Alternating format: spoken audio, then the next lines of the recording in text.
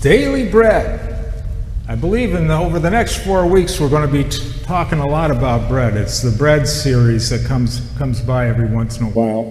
And bread, of course, it's more than just bread. It's more than food. It is, for Jesus, when we think of the bread of life, we think again back to our old friend Shalom. It's the fullness of life.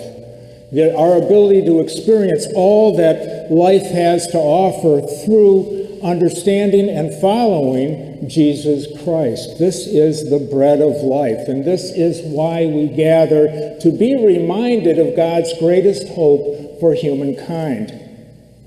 But certainly this story has inspired all kinds of ministries over the years, and as you know, I've done a lot of work in rescue missions, and one of the more interesting aspects of missions is their feeding programs. They're really remarkable sorts of things. I may have mentioned the Kalamazoo mission before, but it was one of the missions that I really loved hanging out near the kitchen and by the loading docks and the cold storage and all that, because they feed 1,000 meals a day.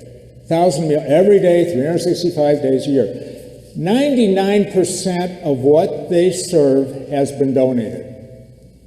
They spend almost nothing. There's certain items they need, but that's about it. So it was fascinating for me to watch the cooks and the managers and everybody that's working to try to figure out day to day, what are we going to do? They try to sketch out a meal plan, but it changes every 48 hours based on stuff that comes in. I mean, they get meat, they get stuff they can put in the freezer, cold storage, dry stuff, and then, of course, a lot of produce and stuff that just ages quick. And so they're always sorting these things out and coming up with new meals half the time. It's just to watch it is amazing. And they're always prayerful. They're always thanking God for all that's coming. And really, the people that are donating this, they understand the rescue mission. They know what the mission is. They recognize the need for food, and they, out of their abundance, give to the mission. So it could be church groups that do this. It could be corporations. It could be collectives. It could be individuals. But in any event, they are never really at a lack for food. It's really rare that would happen. And they seem to get by. And they have faith. And they trust. And amazing things happen. It just, when Shalom is moving, people get fed. Well, I thought today when I was looking at this text, I was thinking more about the world that would have heard the story for the first time as it's given by John. And so you're looking at, again, maybe 70 years after the death and resurrection of Jesus, when this story, as it's written today, is heard.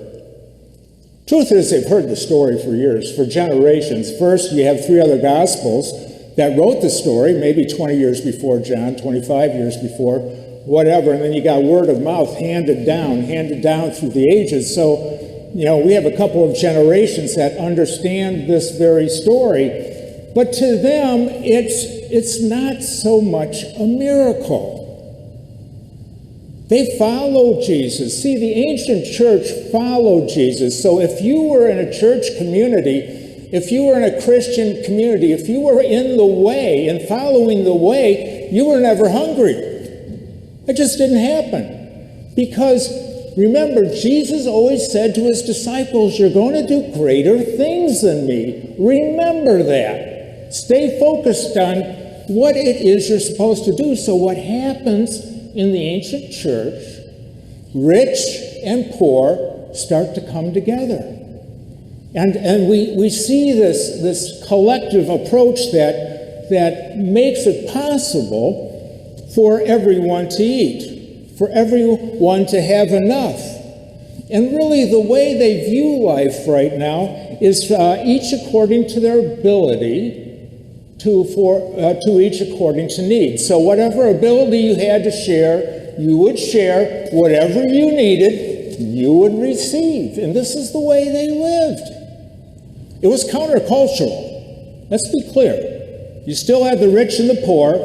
You had a lot of people laughing at them, but there were these collectives of Christians, and this is how they lived. They followed Jesus. They were charitable with all people. They believed and lived in the benefit of the doubt. We'll give them the benefit of the doubt. That's just how they lived. It was the way it was. They were not skeptics. They believed in the inherent good and possibility in the people that they met. Now, let's be clear. They weren't perfect. They had freeloaders. They had people that didn't pull their weight. They had to, do corrective measures and this type of thing. It was not all perfect, and they would debate about issues of theology from here and there. But they had this understanding that all life is valuable, and all life must be fed, and all life must be affirmed. And they stayed true to that. But people made fun of them. There was a guy named Lucian and another one, Julian. They were what you call skeptics. They were kind of comedians in their time or something like this. I don't know how to explain it. But they would plant people in these Christian communities and pretend that they were Christian.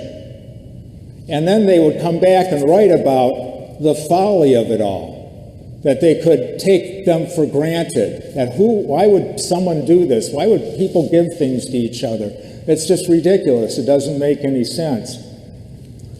But in any event, this is the life that they lived, and they read this story, and they heard this story, and they recognized the value of it. Now, when we get into the story itself, if we go back now 70 years or so, we see this story, and we see a miracle take place.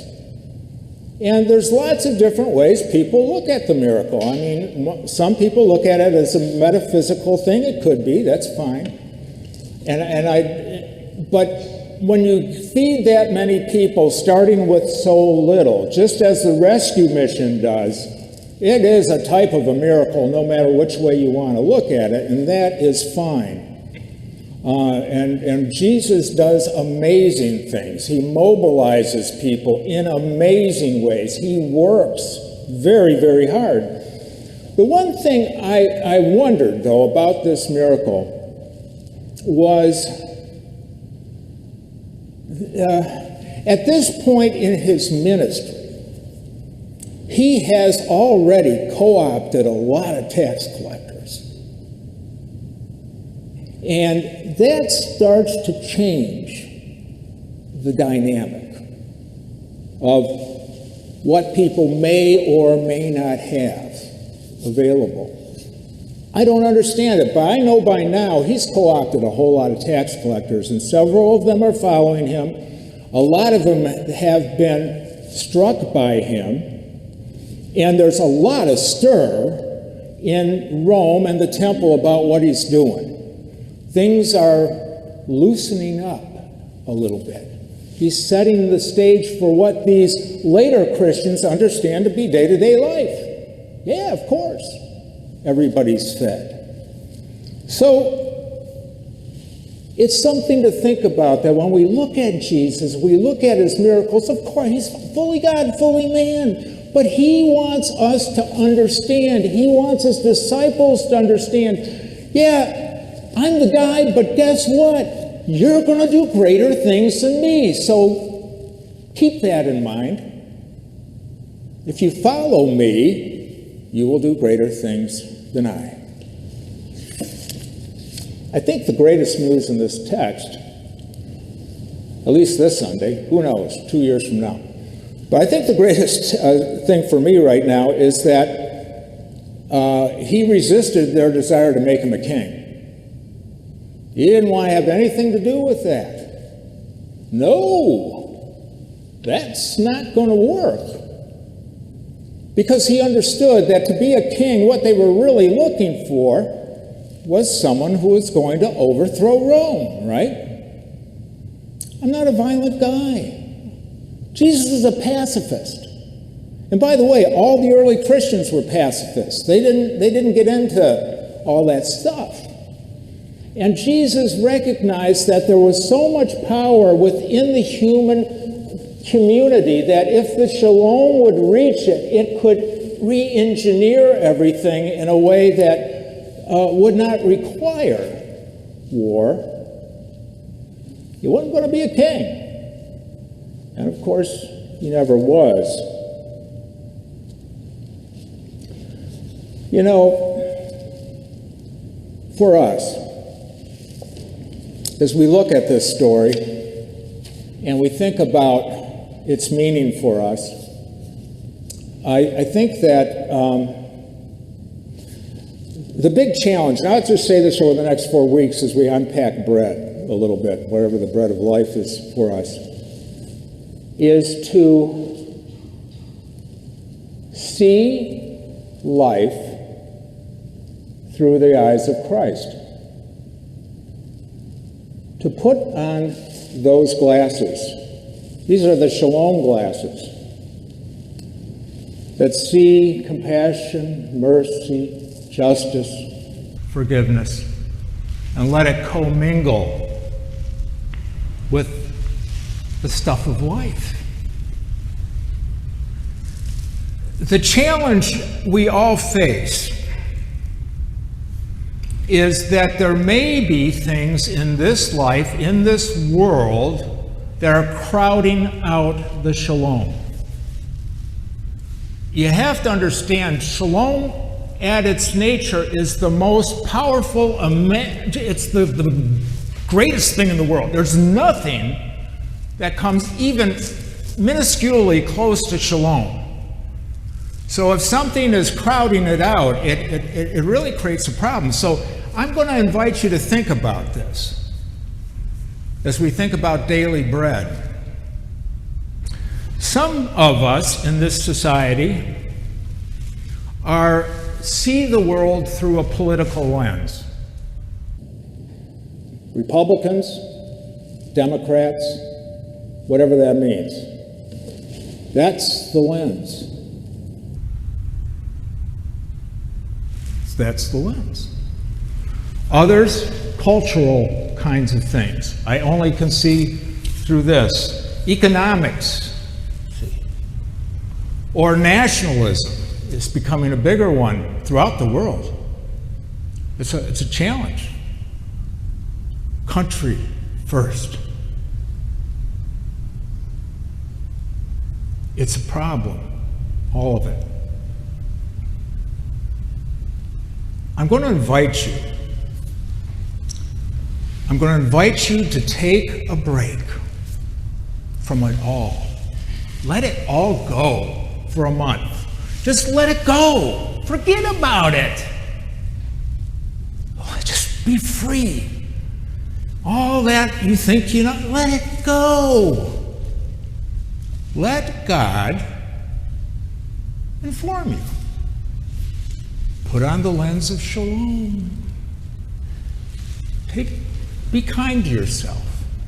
Be kind to others. Let the spirit of Shalom guide your thoughts, your actions, all day, every day. This is a fast from all the other muck, whatever it is. And we're all guilty of mucking it up. So believe me, I'm a good mucker myself. So I'm going to try to do this too, okay? But take a break and see what you see. See what you experience. See how it impacts your life. Allow it to just take hold. And this week, Shalom's a big, this week, when we talk about daily bread, it's all daily bread. The whole thing. Focus on forgiveness. I'm going to do this with a special emphasis on forgiveness. I'm going to forgive myself, first of all, for whatever silly stuff I can be involved in, whatever. I'm going to forgive myself. I'm going to forgive others. People in my life or attitudes I have to others. I'm just going to let it all go. I'm going to just be gracious. I'm just going to let it go. I'm just going to let it go. You know, I need to be forgiven too. Just play with it. Let it go. Become energized. Let the weight drop off. Just be free. You know, we try to follow Jesus. We've been given the gift of faith. Man, what a wonderful thing. There's so much more that we can unpack. And as we do, the idea of daily bread continues to evolve and change and grow more and more each day. Amen.